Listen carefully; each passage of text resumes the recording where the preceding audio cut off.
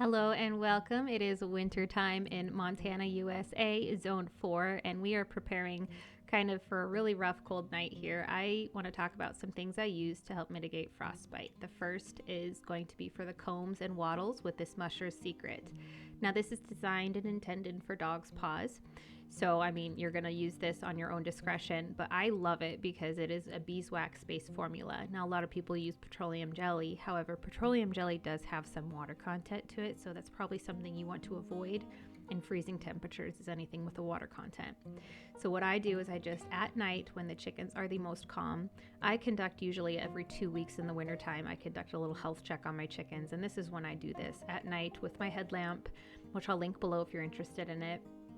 And it just is a way for me to get up to date on, if they have anything going on, any diseases, any ticks, any lice, and any frostbite. And then I apply this liberally to the comb, to the wattles, and you can apply it to the extremities because, such as the legs and the feet, because frostbite can happen not just in the comb and the wattle. And this is something I had no idea. Chickens can lose their legs and their feet due to frostbite.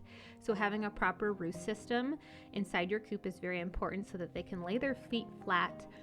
But also, it's not too wide because you don't want their feet too flat. Roost systems are like this whole ordeal, this whole research project I had to look into. But I have a 2-inch wide 2x4 I have a 2x4 that I've turned on its side so it's 2 inches wide so that they can still lay their feet flattish, but they also have the ability to kind of wrap them a little bit. And they get their feathers underneath there and they are able to keep their extremities warm at night. Also, if they have access to exercise throughout the day, that can help mitigate frostbite in the legs and extremities during the day.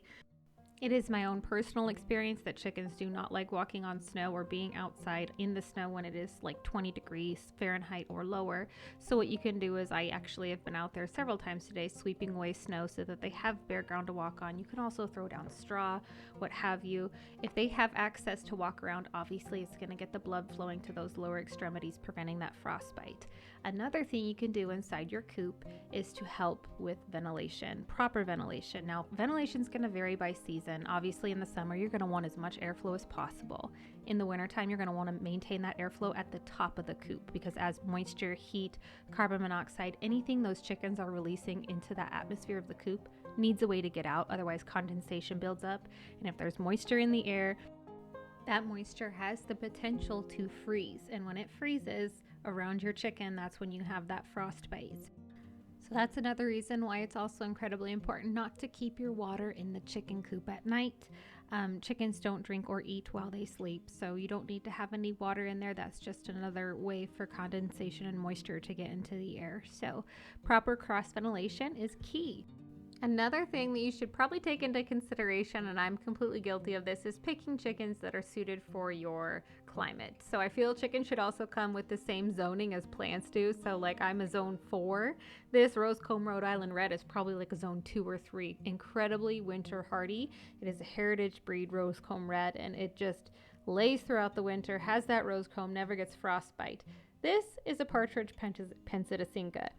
I feel like they're more like maybe a zone 5, maybe a zone 6. So I am zone pushing with this chicken. However, with proper care and husbandry, they fare just well. And on the flip side, they are incredibly heat tolerant. So in the summer months, when it's hot and miserable, you can expect them to do just fine while everyone else might be suffering. But in the winter, this guy's going to need a little bit more care and coddling for him to be able to thrive in my zone 4 climate.